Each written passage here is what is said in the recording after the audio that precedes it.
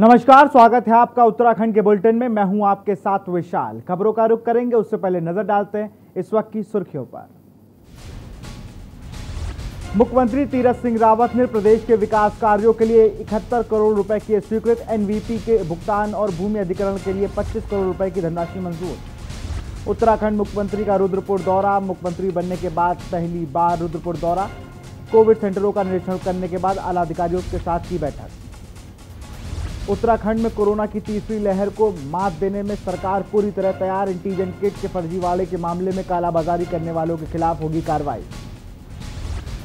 ऋषिकेश में फर्जी Covid report से कर रहे थे प्रवेश। कृषि मंत्री ने किया चेक पोस्ट का औचक मंत्री सुबोध उनियाल ने की कार्रवाई। उत्तराखंड प्रदेश कांग्रेस अध्यक्ष प्रीतम सिंह ने केंद्र और राज्य सरकार पर बोला हमला। मुफ्त टीकाकरण और कोरोना से निपटने में विफल सरकार। उत्तराखंड नीति आयोग के एसडीजी इंडियन सूचांक रिपोर्ट जारी। बेहतर कानून व्यवस्था में टॉप पर उत्तराखंड। 8 बिंदुओं के मापदंड के आधार पर जारी हुआ लिस्ट। आप देख रहे हैं के न्यूज, खबरों का सारथी। बुलेटिन की शुरुआत करेंगे। बड़ी खबर आपको डोईवाला से बता रहे हैं। उत्तराखंड पुलिस महानिदेशक पहुंचे एसडीआरएफ मुख्यालय। बड़ी खबर आपको डोईवाला से बता रहे हैं। एसडीआरएफ परिसर निर्माण का किया निरीक्षण। एसडीआरएफ परिसर निर्माण का किया निरीक्षण। एसडीआरएफ जवानों से भी किया संवाद। कोरोना वॉरियर्स को किया सम्मानित। खबर डोईवाला से आपको बता रहे हैं। मानसून को लेकर तैयारी पर भी की गई है चर्चा। आधुनिक सुविधाओं से सुसज्जित है एसडीआरएफ। नवनिर्मित एसडीआरएफ परिसर को बताया आकर्षक। उत्तराखंड पुलिस महानिदेशक पहुंचे एसडीआरएफ मुख्यालय। डोईवाला से खबर आपको बता रहे हैं। उत्तराखंड पुलिस महानिदेशक पहुंचे हैं एसडीआरएफ मुख्यालय। एसडीआरएफ परिसर निर्माण का किया निरीक्षण। एसडीआरएफ जवानों से भी किया संवाद स्थापित। कोरोना वॉरियर्स को किया गया सम्मानित।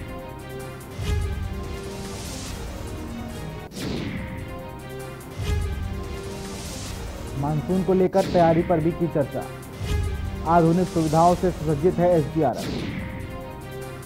नवनिर्मित एसडीआरएफ परिसर को बताया आकर्षक। उत्तराखंड पुलिस महानिदेशक पहुंचे एसडीआरएफ मुख्यालय। डोईवाला से खबर आपको बता रहे हैं, जहां पर उत्तराखंड पुलिस महानिदेशक अशोक कुमार एसडीआरएफ मुख्यालय पहुंचे।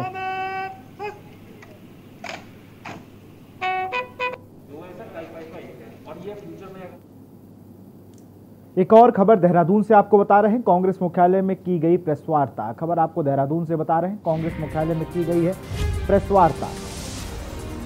प्रदेश अध्यक्ष की अध्यक्षता में की गई प्रेस वार्ता।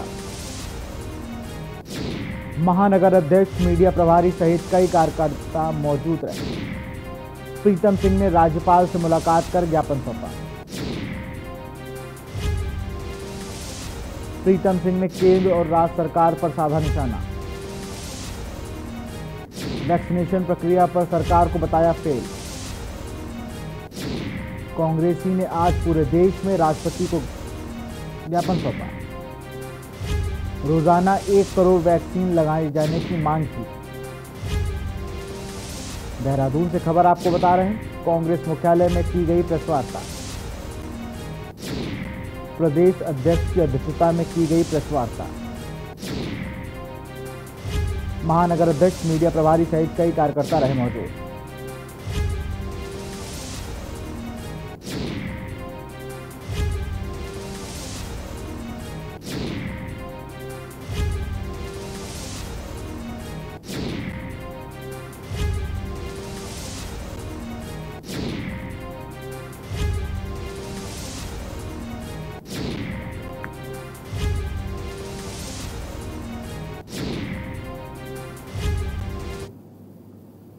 खबर लक्सर से है, जहां 18 प्लस कोरोना के 1500 टीके पहुंचे हैं लक्सर।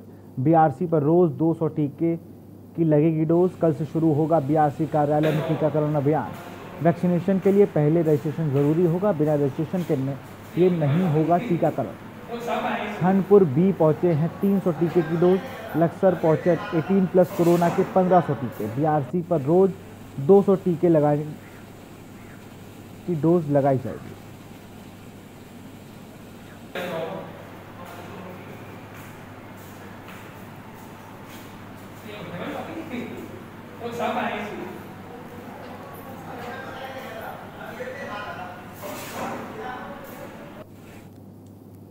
खबर देहरादून से है, जहां उत्तराखंड के मुख्यमंत्री तीरथ सिंह रावत ने मेला अस्पताल और बर्फानी अस्पताल का निरीक्षण कर जायजा लिया।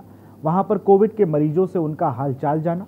उसके बाद मुख्यमंत्री हरिद्वार के मेला नियंत्रण भवन पहुंचे, जहां पर योजनाओं का लोकार्पण किया। साथ ही अधिकारियों के साथ बैठक कर कोरोना की तीसरी लहर की तैयारियों का जायजा भी लिया। व्यापारियों को लेकर भी सीएम ने बताया कि जिले के सभी जिला अधिकारियों को निर्देशित कर जिले की रिपोर्ट मांगी गई। जिस जिले में व्यवस्थाओं को देखते हुए बाजार खोलने का आदेश दिया जाएगा। साथ ही 4 धाम यात्रा को लेकर भी मुख्यमंत्री ने बताया कि यह उत्तराखंड ही नहीं बल्कि देश विदेश से श्रद्धालु आते हैं, उसके बारे में विचार कर निर्णय लिया जाएगा।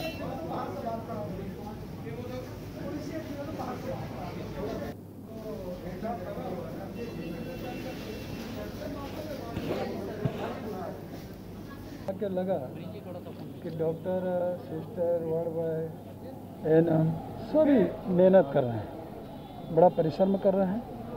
और जो पेशेंट हैं उनका भी ये कहना है कि हमको लगातार डॉक्टरों की देखरेख में भोजन मिल रहा है, दवाइयाँ समय पे मिल रही हैं। और आज ही शायद एक पेशेंट लिखी हुआ है, तो जल्दी से वो लोग भी शायद 2-1 दिनों से ठीक होंगे। लेकिन जिस तरह से ये सब डॉक्टर एएनएम मेहनत कर रहे हैं, परिश्रम कर रहे हैं, वो अपने आप में मैं बहुत ही अहम है। उनको मैं बधाई देता हूँ, धन्यवाद करूँगा। सूबे के मुख्यमंत्री बनने के बाद पहली बार रुद्रपुर पहुंचे तीरथ सिंह रावत, जहां भाजपा कार्यकर्ताओं ने उनका स्वागत किया। मुख्यमंत्री ने रुद्रपुर में बने कोविड सेंटर का निरीक्षण करने के बाद जिले भर के अधिकारियों के साथ बैठक भी की। देखिए मुख्यमंत्री का पहला रुद्रपुर का विशेष दौरा।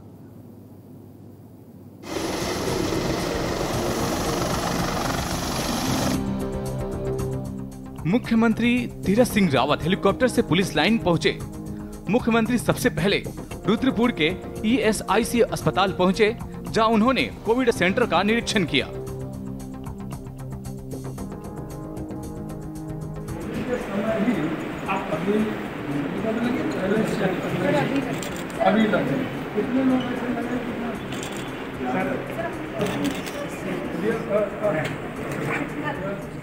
साथ ही कोरोना संक्रमित मरीजों से भी बात की। इसके बाद मुख्यमंत्री मेडिकल कॉलेज में बने कोविड सेंटर पहुंचकर ऑक्सीजन सप्लाई टैंकर का शुभारंभ किया। कोरोना काल की शुरुआत से ही रुद्रपुर स्थित जिला अस्पताल में बने सेंटर की शिकायतें सामने आ रही थी। आज रुद्रपुर के अंदर उधम सिंह जिले का डिस्ट्रिक्ट हॉस्पिटल और मेडिकल कॉलेज ऐसे पेशेंटों तक जाना, और जो यहाँ कर्मचारी हैं, डॉक्टर्स हैं, वार्ड बॉय हैं, सिस्टर हैं, एएनएम, नर्सें, सभी से हमारा मिलना जुलना हुआ है। पेशेंट की भी हमने समस्या सुनी है और इन लोगों की भी बातें सुनी हैं। पहली बात तो यह है कि पेशेंट अपने आप में इलाज से संतुष्ट हैं।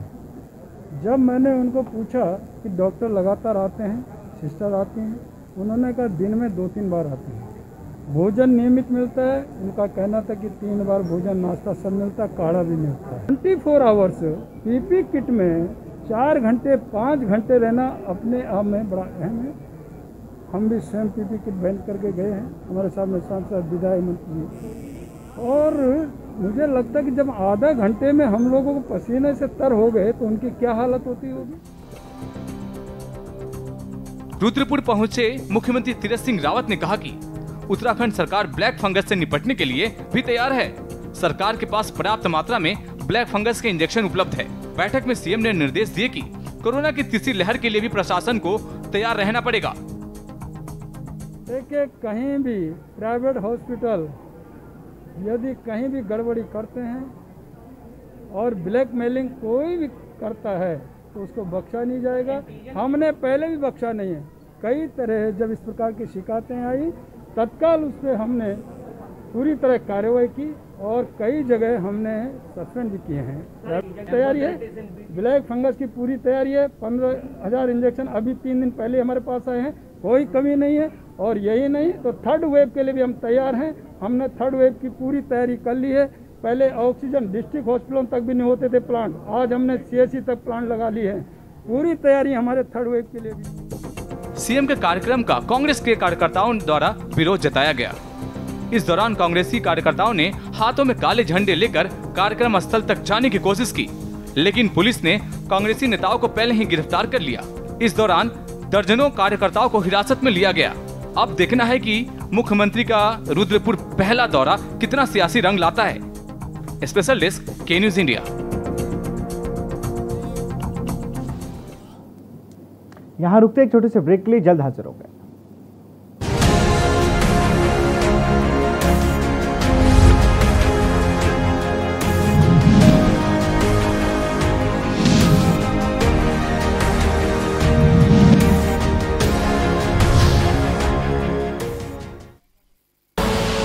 आप देख रहे हैं के न्यूज, खबरों का सारथी।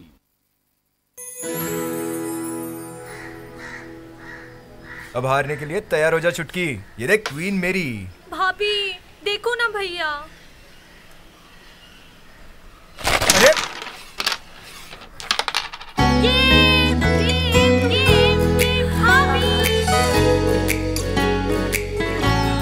पिटारा खजाना खास पलों का। जुबान के लिए उड़ चला गैरों की जमीन पर, खुशबू अपने पन की ढूंढता। दूर कितना भी जा, इस जुबान से दूर ना जा पाओगे। विमल, बोलो जुबान केसरी। आप देख रहे हैं के न्यूज, खबरों का सारथी।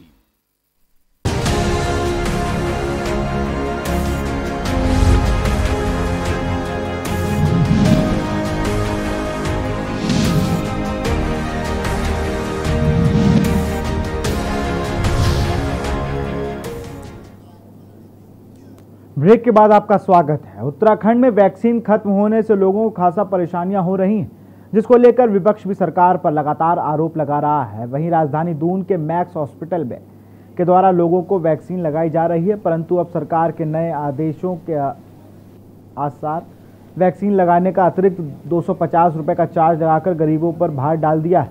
मैक्स अस्पताल में वैक्सीन पहले 900 रुपये की लगाई जा रही थी, जो कि अब 1100 रुपये तक पहुंच गई है। वहीं कैबिनेट मंत्री और कोविड प्रभारी गणेश जोशी ने वैक्सीन सेंटर का निरीक्षण किया। साथ ही गणेश जोशी ने मैक्स की हॉस्पिटल की तारीफ करते हुए कहा कि अस्पताल अच्छा कार्य कर रहा है और नियमों को पालन करते हुए सोशल डिस्टेंसिंग का पालन भी किया जा रहा है।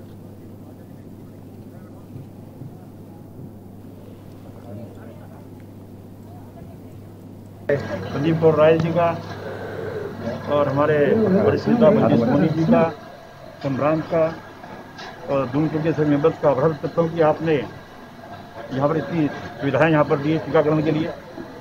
और मैं सारी व्यवस्थाओं को भी देखा है कि बिल्कुल सोशल डिस्टेंसिंग के साथ टीकाकरण यहाँ पर हो रहा है और जनता उसका लाभ ले रही है।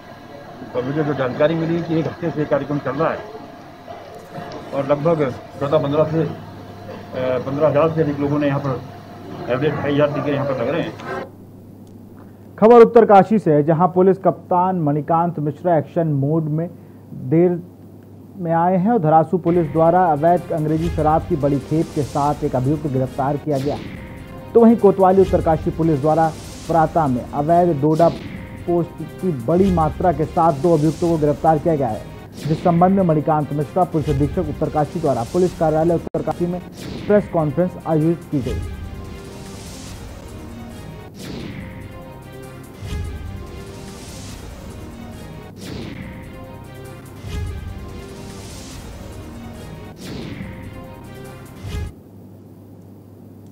कोरोना कर्फ्यू में लगातार शराब पिलाने व शराब बेचने के मामले दिनों दिन बढ़ते जा रहे हैं। पिछले दिन भी ऐसी ही घटना सामने आई थी। इस बार एक महिला शराब बेचती पकड़ी गई। वाकया नगर के आवागढ़ वार्ड के पास बेलवाड़ी कंपाउंड का है, जहां महिला को पुलिस ने शराब बेचते हुए पकड़ा। बता दें कि पुलिस जब कर्फ्यू का पालन करने के लिए गश्त से निकली तो सूचना मिली कि एक महिला अवैध रूप से शराब बेच रही है। तभी पुलिस ने उसे रंगे हाथ तो पकड़ लिया, जिसके पास से देशी व विदेशी दो प्रकार की शराब बरामद हुई।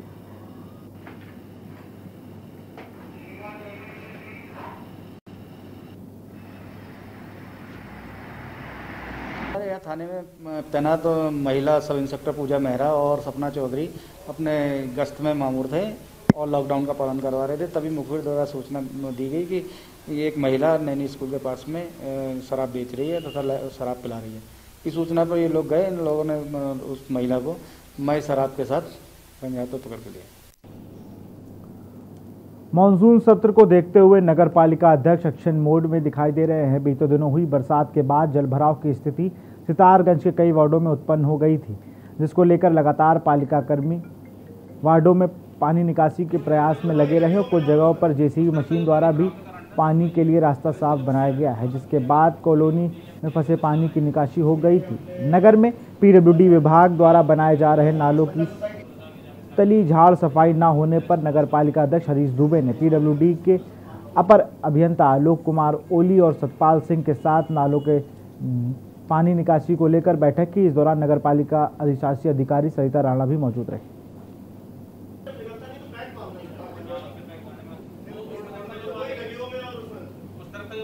जो नगर में आप देख रहे होंगे कि किच्छा और खटीपा रोड पे और महाराणा प्रताप चौक से आगे को नाली निर्माण पीडब्ल्यूडी द्वारा कराया जा रहा है। तो उसमें पीडब्ल्यूडी द्वारा जो जब तोड़फोड़ की जा रही है तो वो तोड़फोड़ का रोड़ा पत्थर वगैरह जो है कि उसमें नाली में गिर जा रहा है, तो जिसको हमारे कर्मचारी को निकालने में परेशानी आ रही है। हमारे कर्मचारी लगातार जो है आप देखिए आजकल नाली की सफाई कर रहे हैं और नाली की सफाई करते समय जो है कि रोड़े पत्थर को निकालने में उनको परेशानी आ रही, तो इसलिए जो है आज हमारी इन पीडब्ल्यूडी के अधिकारियों के साथ मीटिंग हुई और इन्होंने भी माना कि उसके अंदर जो रोड़े पत्थर है उसको इन्होंने कहा कि हम उसको रोड़े पत्थर को निकलवा देंगे ताकि नीचे का जो मलबा है उसको सफाई कराने में हमारे कर्मचारियों को आसानी हो। यहाँ रुकते छोटे से ब्रेक के लिए जल्द हाजिर होंगे।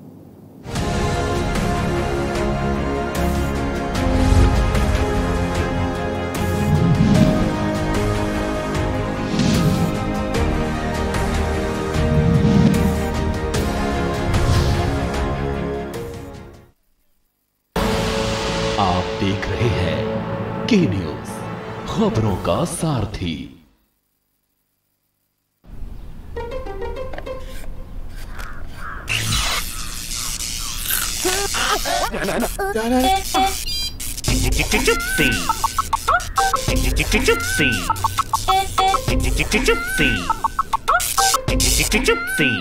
चिप्सीज, दोस्ती का नया फंडा। पर ये दिल है कि चख रहा है उन्हीं अल्फाजों का दूर कितना भी जाओ, इस जुबान से दूर ना जा पाओगे। विमल, बोलो जुबान केसरी। आप देख रहे हैं के न्यूज, खबरों का सारथी।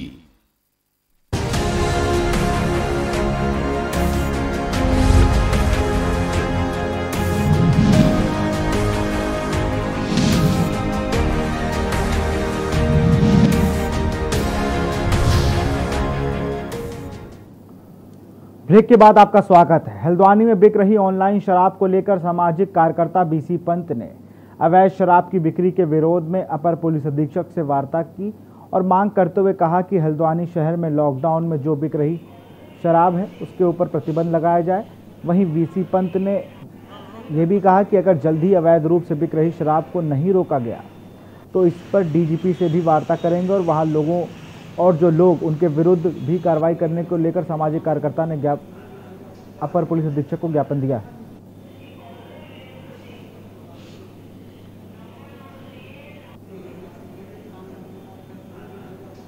और मेरे साथ दीप जोशी जी हैं।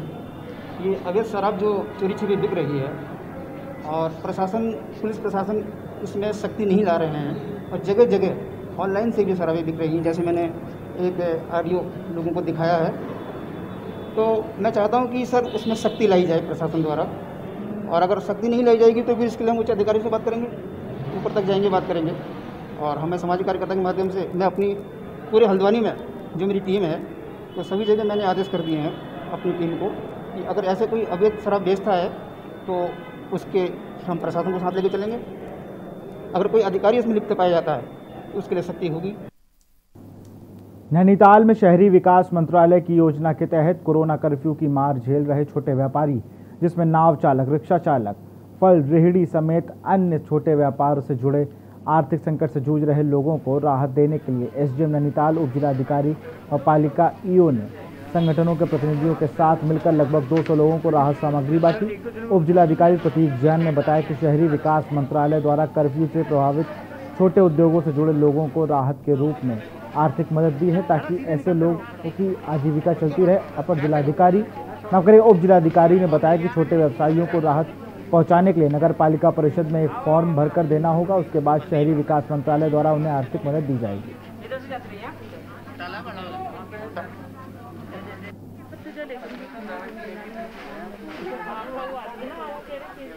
हमने बताया गया था यहाँ पे, आप समझ सकते हैं कि कोविड-19 की वजह से जो कर्फ्यू लगा उसकी वजह से जो यहाँ पे आम रोज़गार करते हैं गरीब लोग हैं, नाव वाले, रिक्शा वाले, घोड़े वाले, जिनका रोज़गार मुख्यतः पर्यटन की वजह से चलता है, तो उनका रोज़गार अफेक्ट हुआ। इसीलिए प्रशासन द्वारा सभी को राशन किट वितरित किया जा रहा है और आने वाले समय में ऐसे और ग्रुप आइडेंटिफाई करे जाएंगे, एसोसिएशन आइडेंटिफाई करेंगे जिनके रोज़गार अफेक्ट हुए हैं, जिनको राशन की ज़रूरत है, और उन्हें भी राशन वितरित किया जाएगा। तकरीबन आज 215 किट हमारे यहाँ पे आए हैं नैनीताल में, तो अभी देखते हैं कितने लोग आए हैं। हमने खबर हरिद्वार से है, जहां पर कांग्रेस के कार्यकर्ताओं ने सिटी मजिस्ट्रेट को ज्ञापन देकर वैक्सीनेशन बढ़ाने की मांग सरकार से की है। कांग्रेस का आरोप है कि जिस धीमी गति से वैक्सीनेशन का काम चल रहा है उस तरीके से वैक्सीनेशन करने में सालों गुजर जाएंगे। वहीं महानगर अध्यक्ष संजय अग्रवाल ने कहा कि देश में प्रतिदिन करोड़ों के हिसाब से वैक्सीन लगनी चाहिए, जिससे जल्द से जल्द पूरे देश में वैक्सीनेशन का काम पूरा हो सके।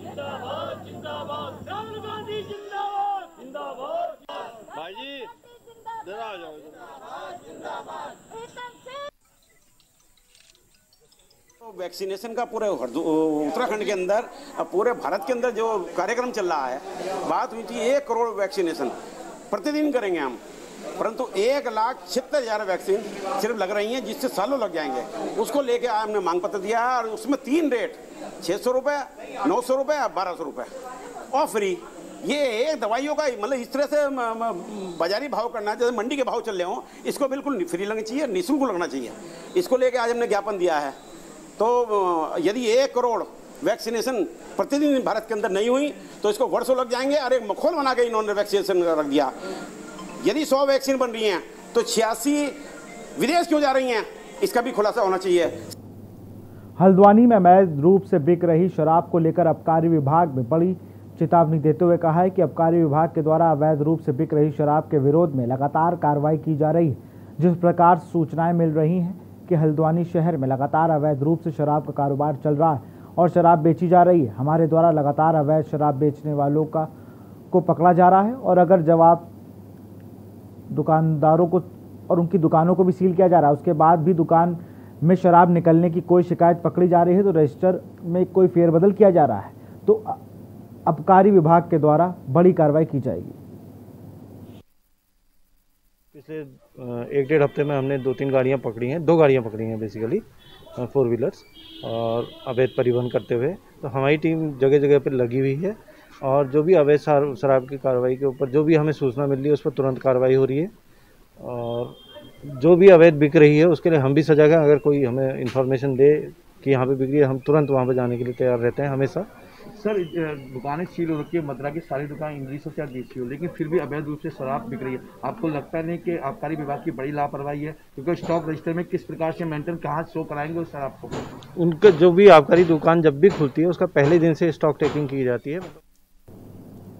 उधम सिंह नगर के सांसद अजय भट्ट ने आज रुद्रपुर में राधा स्वामी सत्संग में बने vaccination centre, medical college Rudrapur व ESI अस्पताल में कोविड केयर सेंटर व ऑक्सीजन प्लांट का निरीक्षण कर कोविड-19 संक्रमण की रोकथाम के लिए किए गए व्यवस्थाओं का जायजा लिया।